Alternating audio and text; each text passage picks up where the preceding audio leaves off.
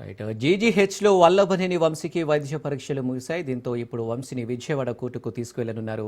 SC ST కేసులు విచారించే ప్రత్యేక న్యాయస్థానంలో జడ్జి ముందు ప్రవేశపెట్టనున్నారు. వల్లభనేని వంశీకి రిమాండ్ విధించాలని జడ్జిని పోలీసులు కోరే అవకాశం ఉంది.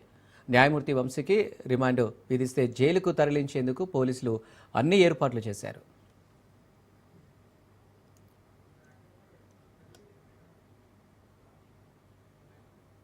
క్రాంతి.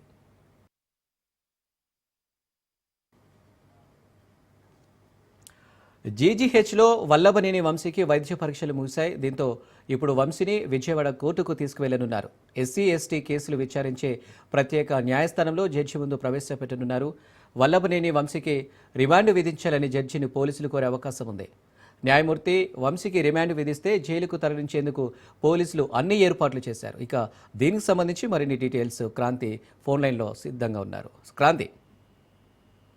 ఎస్ఎన్ఎల్ సత్యవర్ధన్కి సంబంధించి కిడ్నాప్, బెదిరింపు, అదేవిధంగా ఈ అంశాలకు సంబంధించి ప్రస్తుతం పోలీసులు అటు వల్లభనేని వంశీతో పాటు మరొక 8 మంది పైన కేసు నమోదు చేయడం జరిగింది. దానిలో ఈ రోజు A1 గా ఉన్న వల్లభనేని వంశీతో పాటు అటు A7, A8 ఇద్దరిని కూడా మొత్తం ముగ్గురిని కూడా వైద్య పరీక్షల నిమిత్తం ప్రస్తుతము ప్రభుత్వ జనరల్ హాస్పిటల్ కి తరలించడం జరిగింది. ఇక్కడ వైద్య పరీక్షలో పూర్తయిన పరిస్థితి అయితే ఉంది. ఇక ఎస్సీ ఎస్టీ కేసు నమోదు చేసిన నేపథ్యంలో, అదేవిధంగా నాన్ వేరియబుల్ సెక్షన్ కూడా ఉన్న నేపథ్యంలో అక్కడి నుంచి నేరుగా వంశీకి సంబంధించి ఎస్సీ ఎస్టీకి సంబంధించి కేసు నమోదు అవడంతో అటు ఎస్సీ ఎస్టీ న్యాయమూర్తి ముందు ప్రవేశపెట్టే అవకాశం ఉంది. ఇప్పుడే కొద్దిసేపటి క్రితమే ఆ వైద్య పరీక్షలు ముగించుకుని వల్లభనేని వంశీతో పాటు మిగతా ఇద్దరిని నిందితుల్ని కూడా అటు ఎస్సీ ఎస్టీ కోర్టు ప్రాంగణానికి తీసుకెళ్లడం జరిగింది. ఇక్కడ న్యాయమూర్తి ముందు హాజరుపరచనున్నారు. ఈ కేసులో ప్రధానంగా సత్యవర్ధన్ కి సంబంధించి 2 రోజుల నుంచి కనబడబోతుందో సత్యవర్ధన్ కి సంబంధించిన సోదరుడు కిరణ్ ఫిర్యాదు పటమట పోలీస్ స్టేషన్ లో ఫిర్యాదు చేశారు. అదేవిధంగా సత్యవర్ధన్ ఆచూకీ కనిపెట్టి అతన్ని కూడా విశాఖపట్నంలో ఉన్న నేపథ్యంలో అతన్ని కూడా ఈ రోజు ఉదయం విశాఖపట్నం నుంచి విజయవాడ తీసుకురావడం జరిగింది.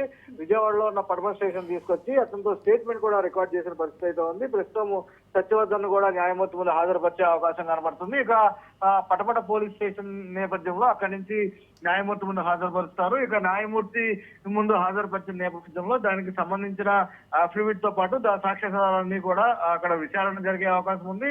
న్యాయమూర్తి రిమాండ్ కనుక విధిస్తే నేరుగా రాజమండ్రి సెంట్రల్ జైలుకి తరలించే అవకాశం ఉంది. దానికి సంబంధించిన అన్ని ఏర్పాట్లు కూడా ఇప్పటికే పోలీసులు పూర్తి చేసిన పరిస్థితి అయితే ఉంది. అయితే మరికొద్దిసేపట్లోనే న్యాయమూర్తి ముందు పోలీసులు వల్లభనేని వంశీతో పాటు ఇద్దరు నిందితులు కూడా ప్రవేశపెట్టే అవకాశం కనబడుతుంది. ఇక దాంతో పాటు మిగతా 5గురు నిందితులకు సంబంధించి ప్రస్తుతం అబ్స్కాండ్ లో ఉన్నారు. దాంతో పాటు అజ్ఞాతంలో ఉన్న వ్యక్తులకు సంబంధించి కూడా పోలీసులు గాలిస్తున్న పరిస్థితి అయితే ఉంది. అనిల్.